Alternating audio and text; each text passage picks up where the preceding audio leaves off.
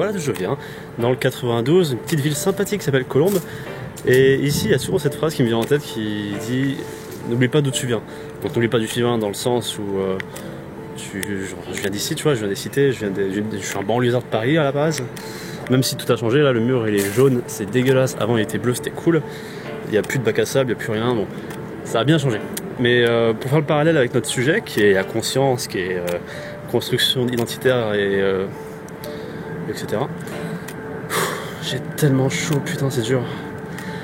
N'oublie pas d'où tu viens aussi en termes de personnes. On a tous cette vision du progrès, cette frénésie du progrès où on veut toujours faire mieux. Genre on va commencer à méditer, on va réussir à méditer, ensuite on va faire du sport, ensuite manger mieux, ensuite faire ci, faire ça. Et on va toujours aller tout droit, toujours aller en avant, toujours avancer au final, mais jamais vers l'arrière. Jamais faire de petits retours en arrière pour regarder d'où tu viens. Et ça c'est important de savoir d'où tu viens, de ne pas oublier d'où tu viens. Ça se trouve t'étais un mec ultra timide avant, ça se trouve t'avais un mec qui avait plein de choses à prouver, t'avais un mec qui avait t'étais en perte de repères, ça se trouve t'avais du poids et maintenant t'as perdu du poids, du coup tu te sens mieux dans ton corps.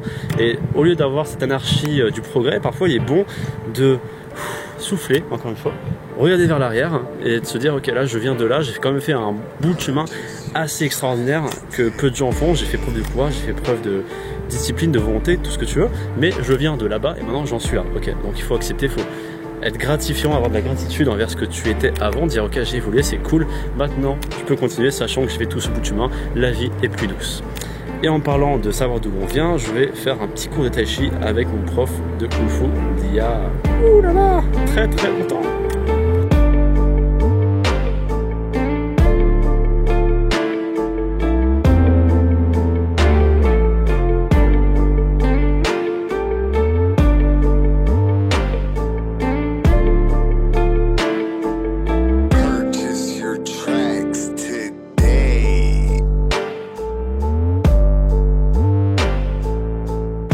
Je sors du gymnase et mon sensei derrière là, ça fait longtemps, le nombre de fois que j'ai pissé le sang dans ce stade, le nombre de fois que j'ai transpiré, que je me suis ramassé la gueule, je me suis fait engueuler parce que je faisais le con, plein de petits souvenirs tu vois.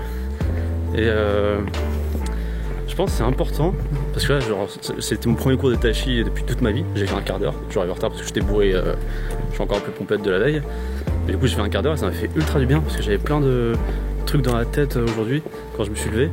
Et rien que le fait de se poser, d'avoir ce côté un peu artistique, tu sais, où le tai chi t'as un peu un côté où t'es en paix, où c'est un peu lent, où en gros tu prends la lenteur de la vie, tu prends ce qu'est la vie, parce que la vie c'est, je te l'ai déjà dit, le temps est cosmique, les choses qui prennent du temps sont les meilleures, que ce soit en termes de relations, en termes de bouffe. Quand tu fais bien mijoter un petit repas, c'est meilleur parce que ça a pris le temps de mijoter, tu vois. Et là c'est pareil, en gros ça m'a vidé tout l'esprit parce que j'étais concentré sur la lenteur. Et la lenteur c'est vraiment synonyme de bien-être. Et je pense c'est ça le but du sport, parce que là ça fait un moment que je n'avais pas fait de sport dans ce gymnase, en plus j'avais le côté émotionnel des souvenirs, mais je pense que c'est ça le truc du sport, c'est de vraiment trouver un sport, pas qui juste qui te fait des muscles ou quoi. Là ça c'est de la branlette musculaire, on s'en branle, parce que le corps c'est une apparence, tu peux être un vrai connard même si t'es beau gosse, ou une vraie salope, ou même tu peux être une fille géniale si t'es moche, on s'en branle de l'apparence. Mais surtout qu'à 60 ans tu vas crever. Tout va flétrir, tu vas être dégueulasse mon gars, ça va être horrible, personne ne voudra de toi sauf si t'as de la thune. Et du coup ça, le sport c'est pas de la branlette physique, on s'en branle de tout ça. Le sport c'est vraiment soit pour te dépasser quand tu fais un truc bien à fond quoi, comme je faisais avant avec le Kung Fu, soit un truc comme là je viens de faire, où c'est lent, où t'oublies tous tes problèmes. Et c'est ça le sport. Le sport ça sert déjà à te maintenir en condition physique, parce que ceux qui vivent le plus vieux en bonne santé, c'est ceux qui continuent le sport, donc il faut continuer le sport. Et de deux, c'est vraiment un truc qui te libère en fait, tu lâches prise, tu penses plus à rien, t'es dans ton truc, tu fais ton truc, tu fais ton sport.